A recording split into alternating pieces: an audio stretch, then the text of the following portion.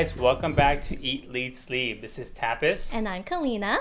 And welcome back. I know it's been a long time, almost 3 to 4 months. We did our last official podcast.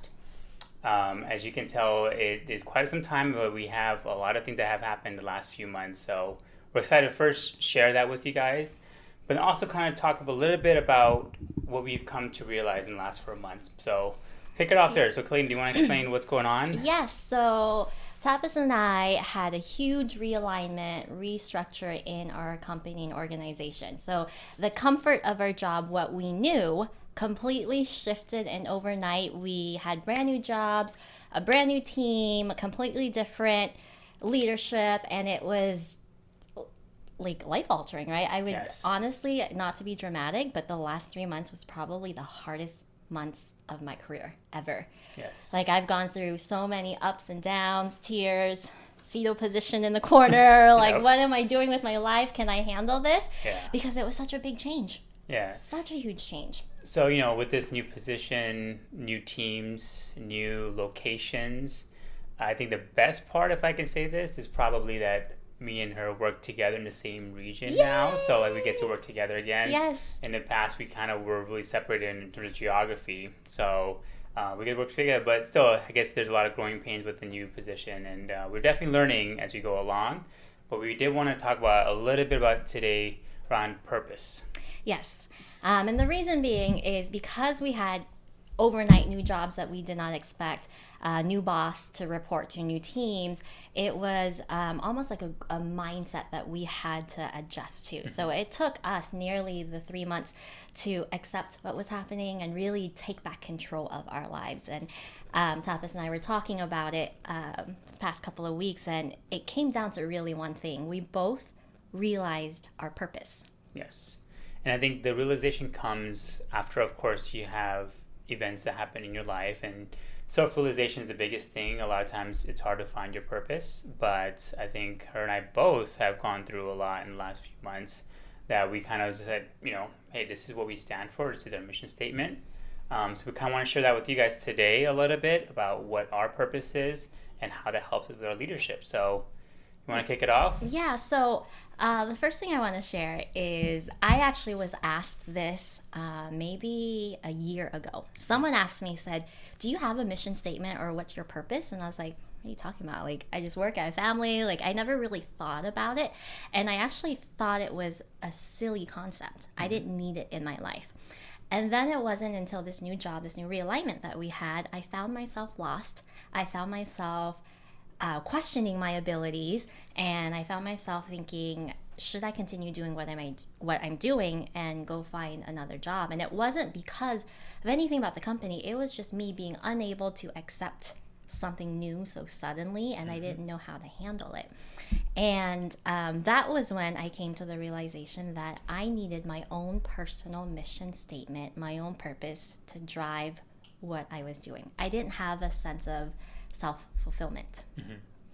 And it's crazy when you say that, because you and I, we talk a lot, but there was moments where we wouldn't talk for almost a few weeks in that time, but we both would come together, and we both have the same sort of situations that kind of relate back to me creating my own purpose too.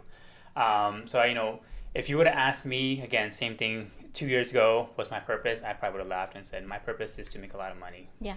That was my pure all. I pretty much, that's what I was aligned around. Or even like, for me being a parent, to be a good example for my kids, right? It was limited to that. Yep.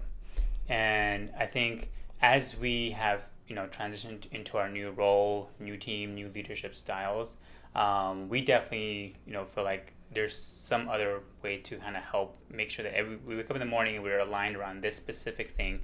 At the end of the day, if we feel good about this, whatever our purpose is, that our day is fulfilled. Yep. It doesn't matter what kind of tasks you do. It doesn't matter if you made a lot of money that day.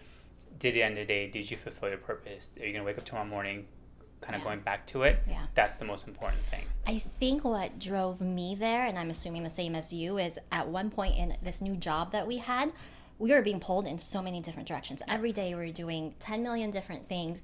And at the end of the day, you did so much, but it felt like I didn't do anything. I didn't accomplish anything. And then I was conflicted inside with what I thought I was supposed to do, what the expectations were, and I wasn't tracking any progress in my own work or my own self-worth even.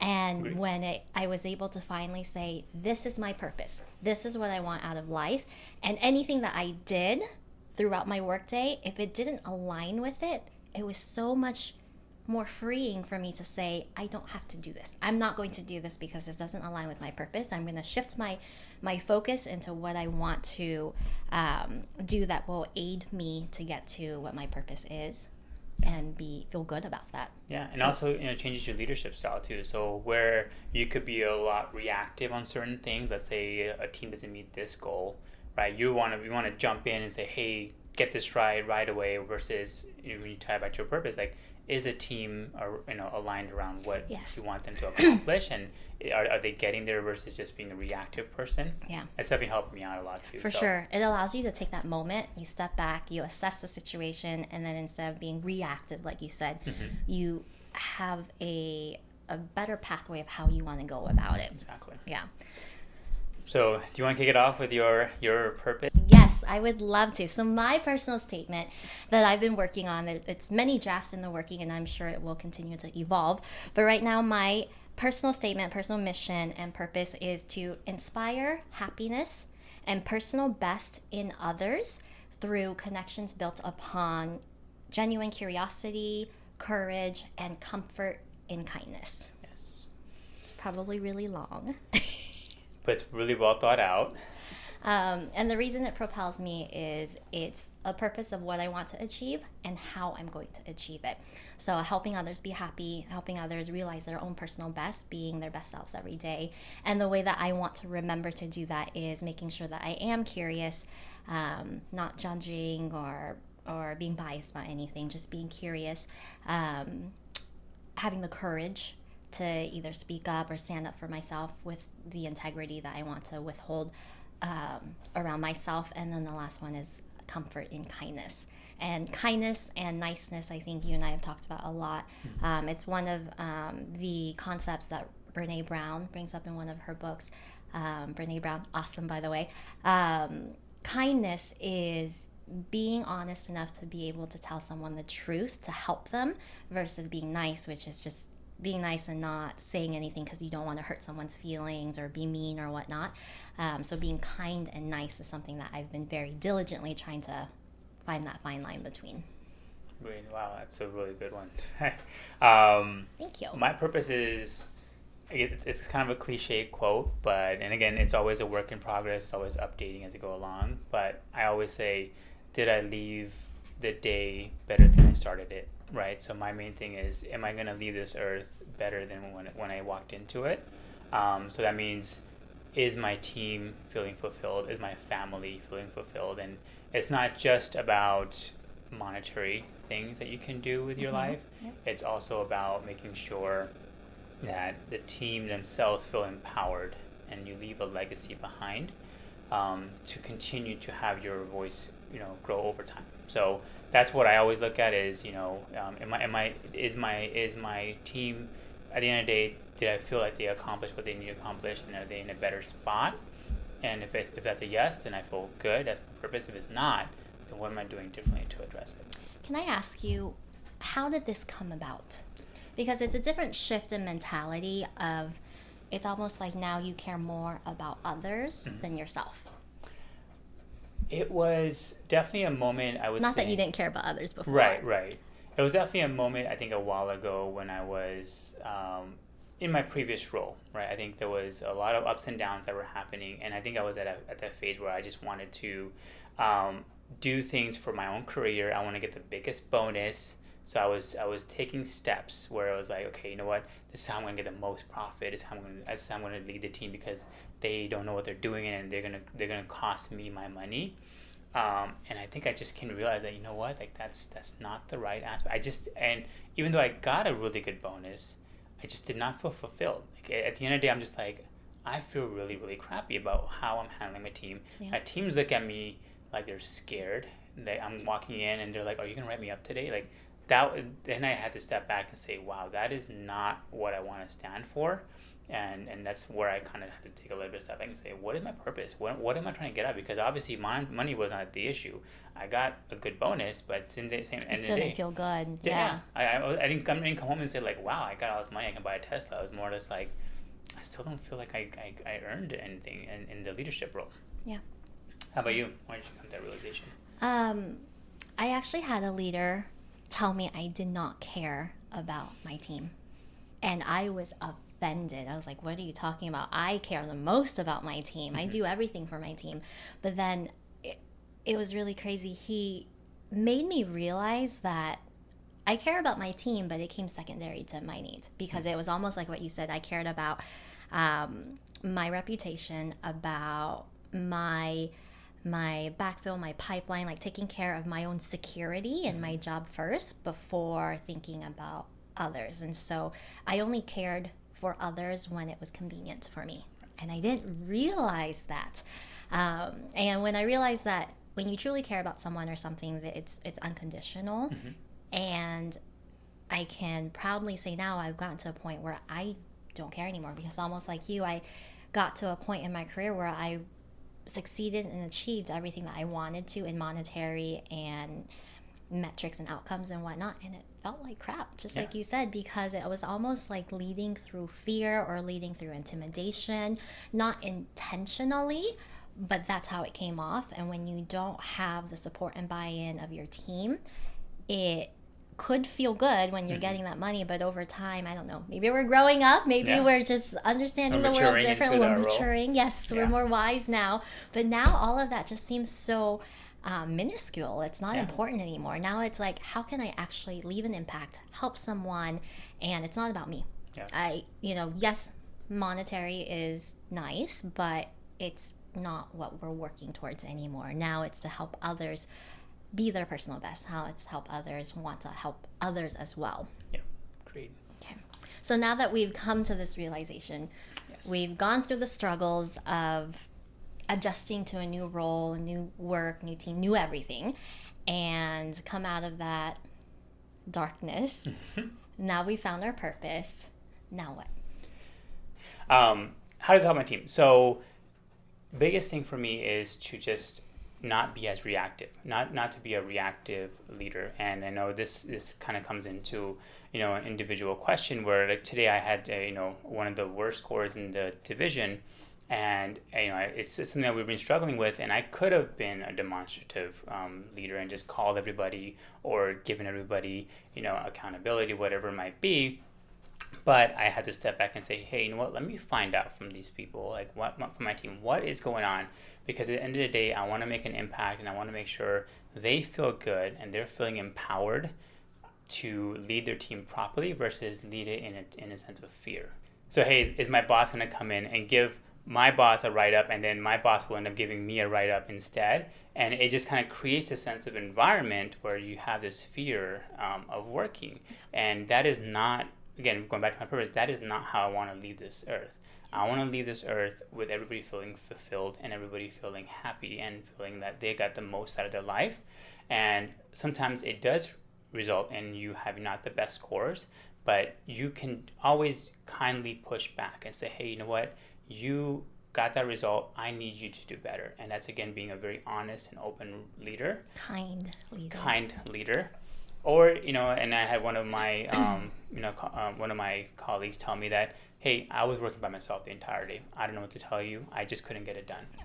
And at that point I said, you know what? Understandable, because you probably had a line out the door of people wanting to get their stuff done, and then you could not obviously do that. So it was one of those things where I had to really remember that I need to step back and think about what I need to do differently, and is this conversation going to lead to better results, right, for my team, and it's going to lead them to become better leaders themselves. So yeah, I really appreciate that, and it's very inspiring because you did what you felt was the right thing to do. You had your integrity, and you went in doing something that aligns with what your purpose is, instead of feeling pressured to go after something the way that you probably were expected to. Right, so you're sacrificing. It's almost like taking a couple of steps backwards so that you can invest in your team, teach them the right behaviors, do things the right way so that you can succeed long term and have it be more sustainable. Correct. And what I have seen in the past is a lot of that reactiveness. And I think that's where a lot of my darkness over the past 3 months has been, is because all I was doing is reacting. And I couldn't take control of my life because I was just so scared. But I think just that moment where I said, enough is enough. Like, this isn't me. I've lost who I am. I don't feel proud of who I am anymore.